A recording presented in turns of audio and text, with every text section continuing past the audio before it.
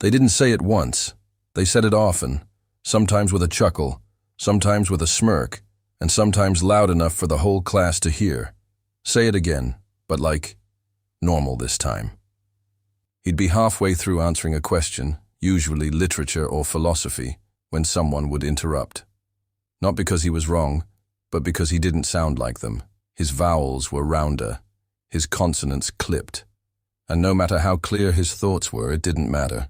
The accent was all they heard. His name was Idris. He had come to the U.S. just 2 years prior, from Lagos, Nigeria. Back home, he had been top of his class, the boy whose essays were passed around by teachers as examples, the one who won debate tournaments without a microphone. But here, in this small, polished high school tucked inside a wealthy suburb of Connecticut, he was the funny-sounding scholarship kid. They didn't mock his ideas. They mocked the way he said them. The first time it happened, he smiled politely and corrected his pronunciation. The second time, he paused longer between words, trying to mimic the cadence of what he heard around him. By the fifth time, he spoke less. By the 10th, he stopped volunteering altogether. Teachers noticed the shift. Some assumed he was struggling to adjust. Some assumed he was shy. No one assumed he was shrinking himself to fit their silence. One afternoon, after a particularly humiliating exchange during an in-class presentation, where a group of boys in the back mimicked his voice under their breath, Idris walked straight past his locker, out of the building, and into the rain. He didn't cry. He didn't scream. He just sat at the edge of the soccer field, his textbook soaking beside him, and whispered the same question again and again. What if I never sound like them? But another voice, quiet, firm, internal, answered just as clearly, then make them learn the sound of you. He didn't return to school the next day, or the one after. His mother, who worked double shifts cleaning rooms at the local Marriott, wasn't happy, but she didn't push. She saw the way his shoulders had started folding in. She heard the difference in how he answered her now. Shorter, softer, less him. When he finally returned 2 days later, no one mentioned his absence. Not his classmates, not even most of his teachers, except one, Ms. Reiner. She taught English literature, spoke softly but moved with purpose. The kind of teacher who paused after a student's answer, not to correct, but to listen, really listen. That day she handed him a copy of Things Fall Apart by Chinua Achebe, not part of the curriculum, not required reading, just a simple note inside the front cover. You don't need to change your voice to be heard, but you do need to keep using it.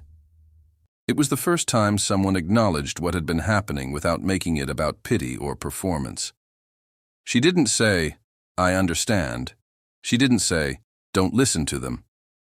She simply handed him a weapon. One made of words that felt like home.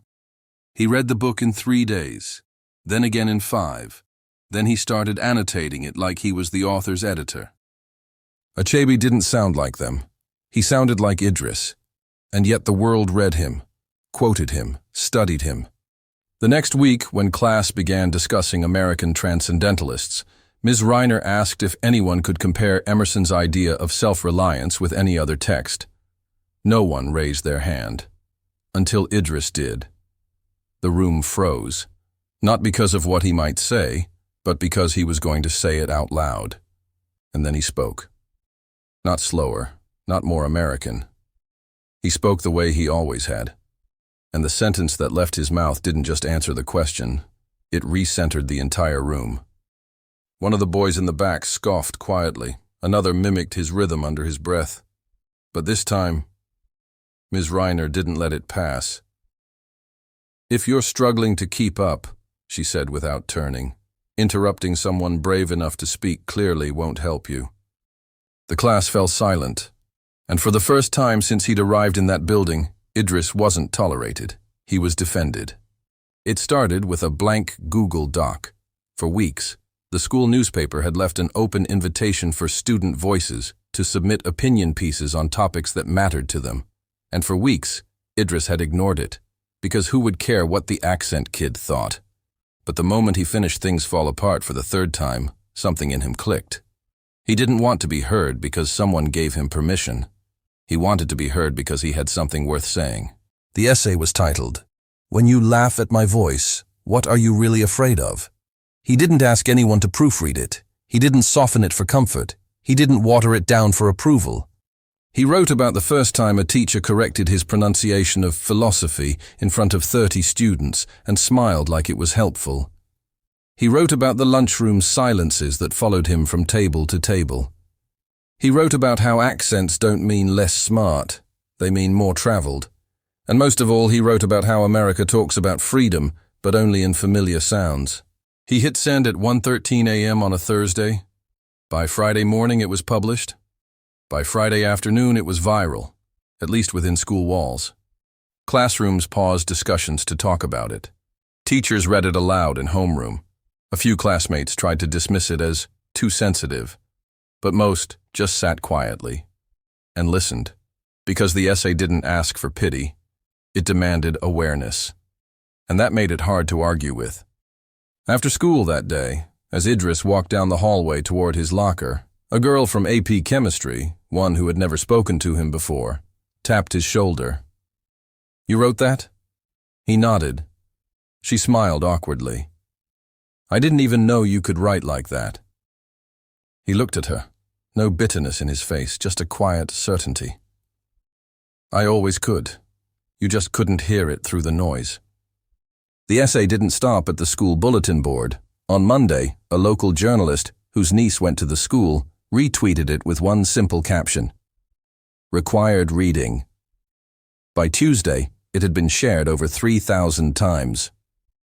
By Wednesday, a professor from a nearby liberal arts college had emailed Ms. Reiner, asking if Idris would be willing to speak on a youth panel about language, power, and identity.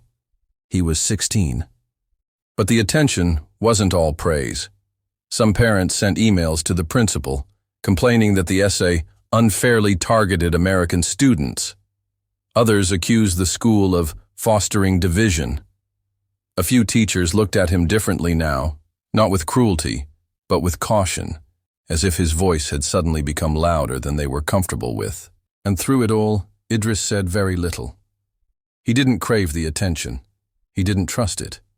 Because he knew that in places like this, applause could turn into mockery just as fast, if not faster. But something did change. The mocking whispers in the back of the class? Gone. The snickers during presentations? Silent.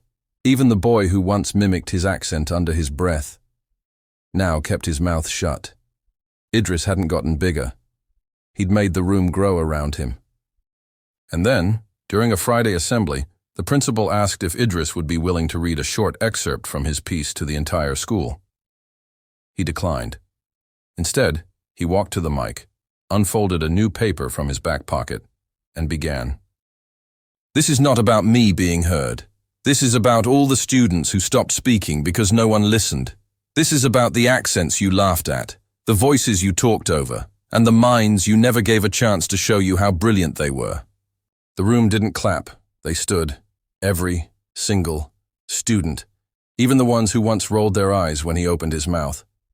College counselors love numbers, GPA, SAT, extracurriculars, volunteer hours.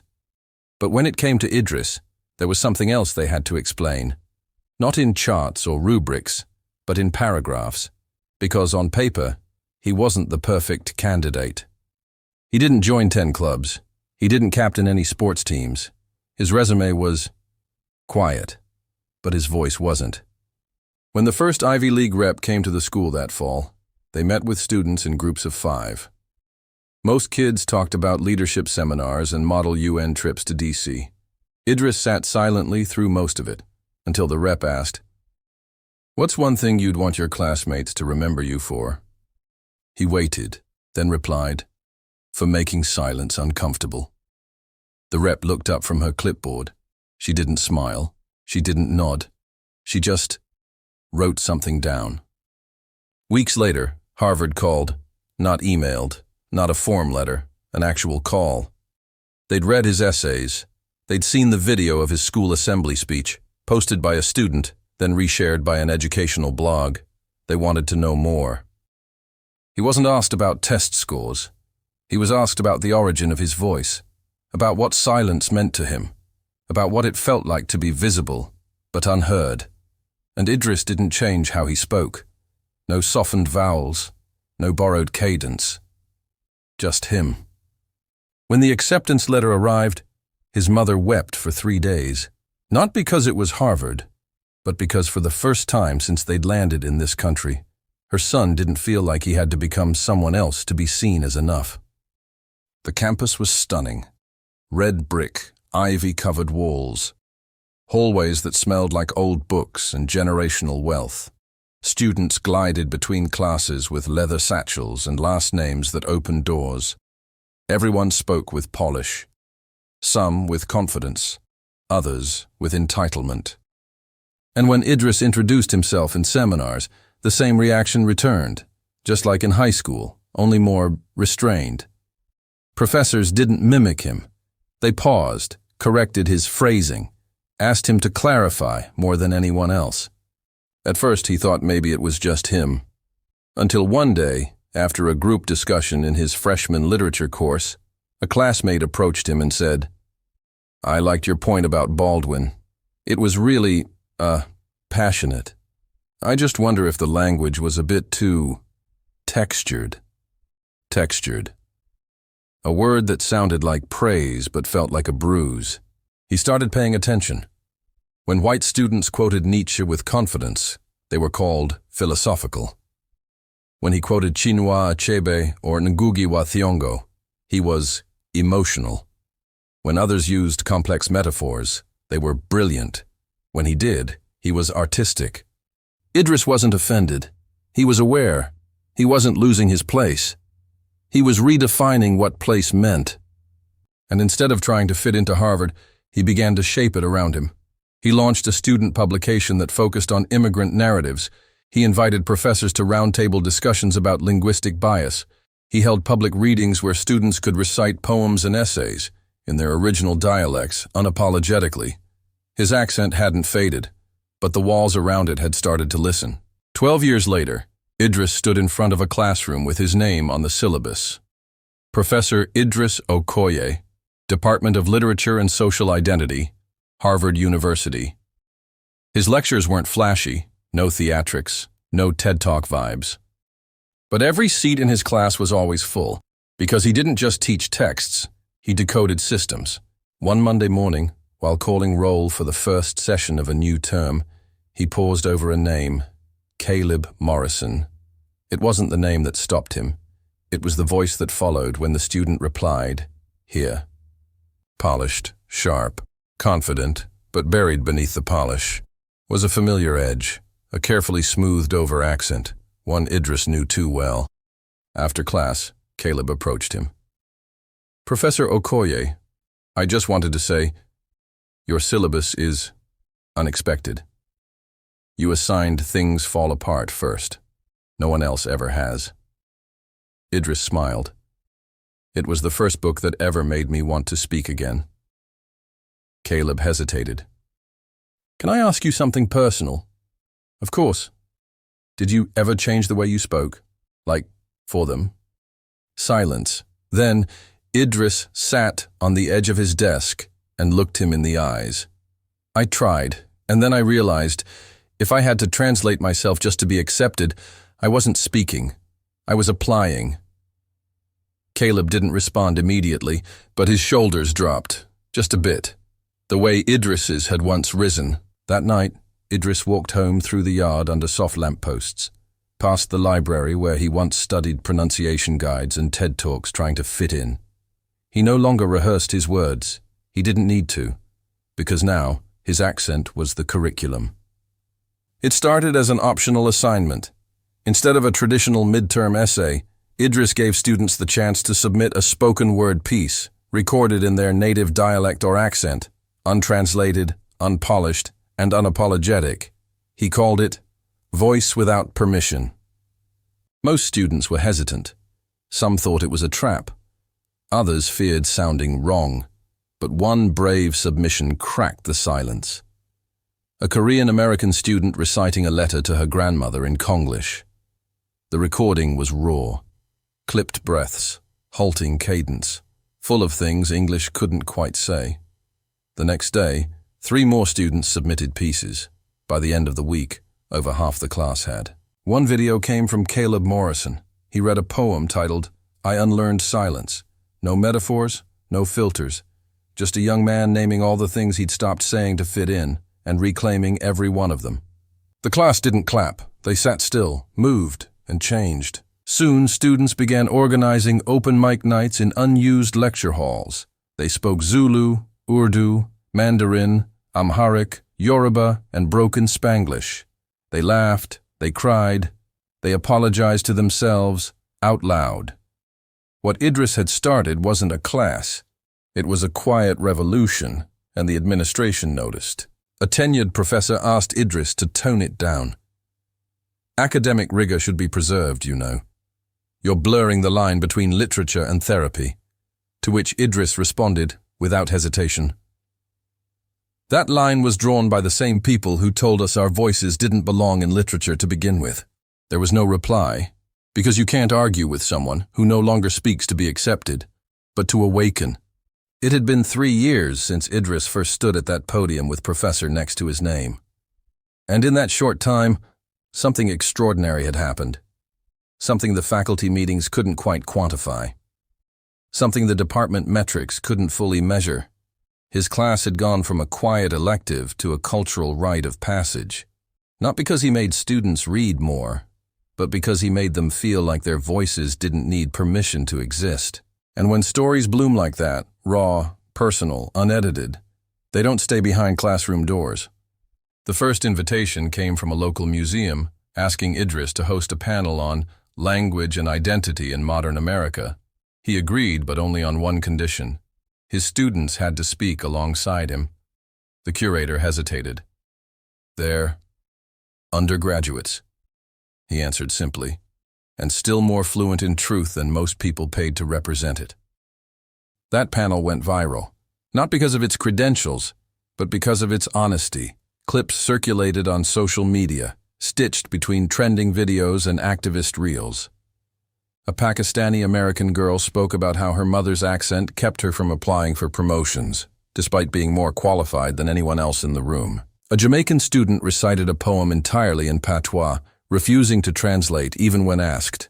And Caleb, now a senior, shared his journey from code-switching shame to cultural defiance.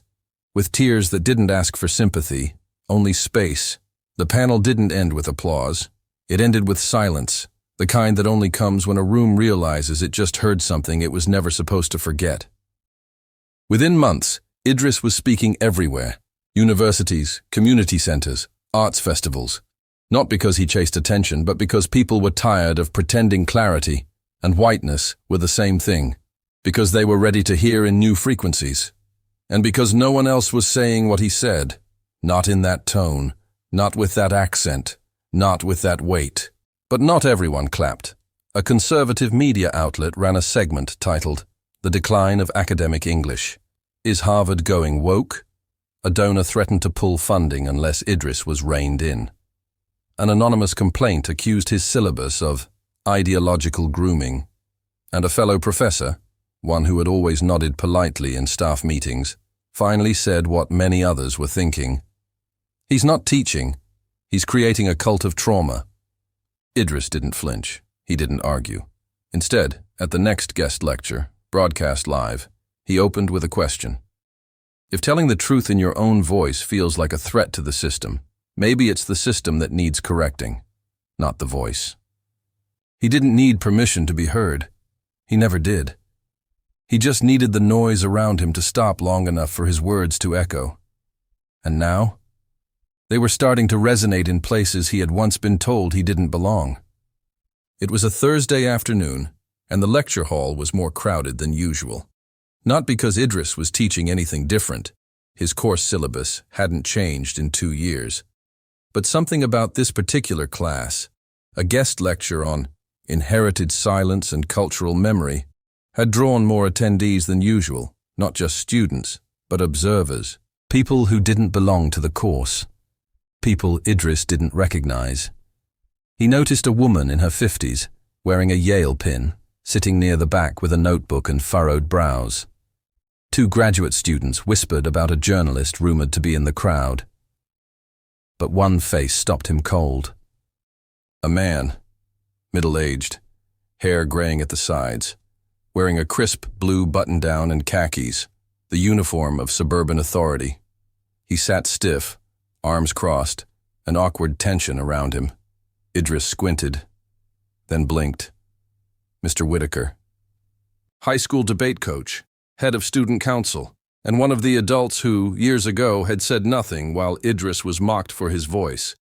In fact, Idris remembered the man chuckling under his breath when a student mimicked his pronunciation of existentialism. Not loud, but loud enough. And now, there he was, watching Idris lecture. The room dimmed as the projector began. Idris stood in front of a quote by Ngugi wa Thiong'o. Language carries culture, and culture carries the entire body of values by which we come to perceive ourselves. He began, his voice steady, measured, unapologetically accented. He spoke about how language is not just communication, it's inheritance. That erasing how we speak is erasing who raised us. That accents are not mistakes, but memories. That the tongue remembers what colonizers hoped we'd forget. The audience sat still, absorbing every word, even Whitaker, especially him. After class, students swarmed Idris with questions, thanks, and affirmations. But just as the room began to empty, Mr. Whitaker approached. "Professor Okoye," he said, his voice slow, like every word was fighting shame. "I don't expect you to remember me." Idris met his eyes. "I remember the silence." A pause, sharp, heavy. Whitaker nodded, cleared his throat. "My son is in your class. He talks about you constantly. He's proud to learn from someone like you. And I just wanted to say, I should have said something. Back then, I should have stopped them." Another pause. Idris didn't smile. He didn't scowl either. He simply said, "But now, your son knows better." And with that, he picked up his papers and walked away, leaving behind not bitterness, but proof. Proof that some legacies don't have to be passed down. Some can be rewritten, right in front of the people who never thought they'd be corrected. There's a quiet kind of revolution that never makes headlines. It doesn't start with fireworks or protests or viral videos. It begins in rooms just big enough for 10 people and just small enough to hold a shared truth. And that's exactly what had begun to unfold around Idris. Not because he demanded it, not because he pushed for it, but because his very presence had made something else possible, a generation of students who no longer whispered their ideas through the filters of fear or cultural compromise, but spoke them clearly, fully, and in the timbre of their real voices.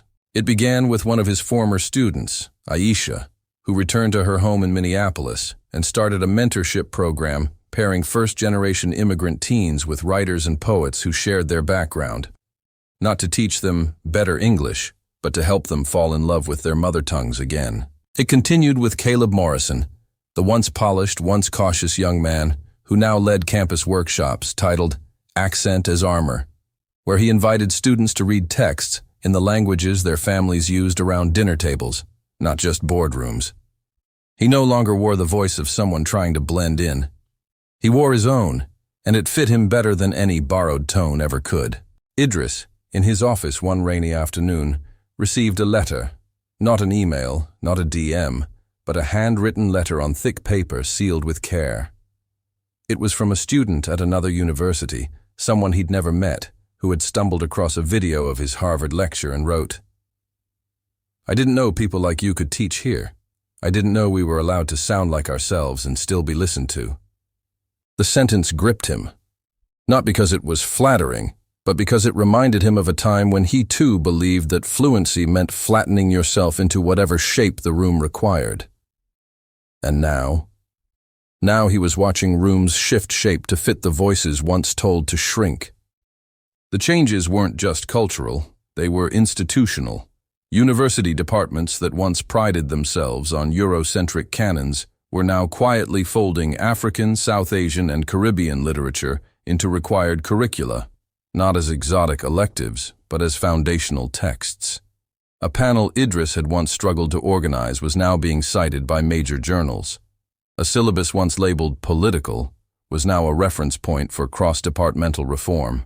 And all of it, every ripple, could be traced back to one decision he made long ago, not to correct his voice. There were still moments of resistance, still emails from concerned parents, still pushback from older faculty who believed education should be neutral, which almost always meant familiar. But the difference was, Idris didn't have to fight those battles alone anymore. When a conservative columnist published a critique titled, "Do professors now teach dialects instead of ideas?" it wasn't Idris who responded. It was 5 of his former students, now teachers, activists, poets, and lawyers, who published a joint op-ed titled, "Ideas Sound Different When You're Finally Listening." And they didn't ask for respect. They didn't beg for understanding. They simply spoke, clearly, eloquently, powerfully, in voices no longer bent by shame or softened by fear. For years, Idris had taught others how to reclaim their voices. He had stood behind podiums, sat on panels, marked up manuscripts, and listened to thousands of stories poured out across cafe tables, classrooms, and community centers. He had built a life around language, surviving with it, challenging it, and finally commanding it. But he had never stopped to ask what it meant to simply be, without defending, without teaching, without translating, just being, in stillness, in his own company, in his own sound. It happened on a rare evening in Lagos, during a long overdue visit back home. The city had changed since he left. Taller, louder, more connected, and yet, in many ways, it still spoke in rhythms he remembered like fingerprints. He walked through the old marketplace where his mother used to buy rice in cloth sacks, where the scent of suya still wrapped itself around every alley, and where, for the first time in decades, no one asked him to repeat himself. He didn't feel like a visitor here. He felt like a comma, pausing, not ending. He was invited to speak at a local university, and at the end of his lecture, a young girl raised her hand, not to ask a question, but to say something. When I heard you speak, I thought, maybe I don't have to leave this place to be taken seriously. Idris nodded, his throat tightening. It wasn't pride he felt. It wasn't even accomplishment. It was recognition of her, of his younger self, of the child he once was, sitting on that soccer field in Connecticut rain, asking, what if I never sound like them? And now, he had found an answer. Then let them sound like you. Later that night, alone on the rooftop of his cousin's home, under the Lagos sky, surrounded by voices in a dozen dialects, none of which asked to be softened, Idris finally closed his eyes. And for the first time in his life, he didn't need words. Not because he ran out of things to say, but because, for once, silence didn't mean erasure. It meant peace. Years later, the walls of the lecture hall still echoed with his name, though Idris no longer stood behind the podium. He had stepped away from formal teaching, not out of exhaustion, but evolution. Some stories aren't meant to be repeated forever. Some voices, once heard, are meant to let others speak. But his absence wasn't silence. It was space. He'd left behind a syllabus, yes, but more than that, a template for courage. A framework for being fully seen without the need to translate, dilute, or conform. He had planted something far more permanent than tenure. The idea that every voice, no matter how textured, carried a truth that deserved air. In a ceremony held at the same university where he once taught, a new auditorium was named in his honor. Not a science wing, not a building, a listening space. The Idris Okoye Center for Expressive Voices. Etched into the stone above the entrance were words from his very first viral essay. If you laughed at my voice, you were never afraid of how I said it. You were afraid of what I had the courage to say. People came from everywhere. Students, colleagues, strangers whose lives he had touched through a single sentence or story or talk. Some brought their children, others brought stories of their own. And then, quietly, without fanfare, A boy stepped to the microphone. Young, thin, nervous hands. A stammer just beneath the surface of his words. He wore a t-shirt that read, "Speak like you mean it." And when he spoke, it wasn't flawless, but it was clear. It was his. He read a letter he had written to his grandfather in a mix of Hausa, English, and tears. And no one asked him to translate, because no one had to. The room understood. Somewhere in the back row, Idris sat with his hands folded and eyes wet. Not because he wished he were still at the front, but because he had finally witnessed what it looks like when you leave something behind that outlives you. This wasn't the end of his voice. It was the beginning of everyone else's. Because a voice that refuses to disappear doesn't just echo, it teaches others how to carry sound.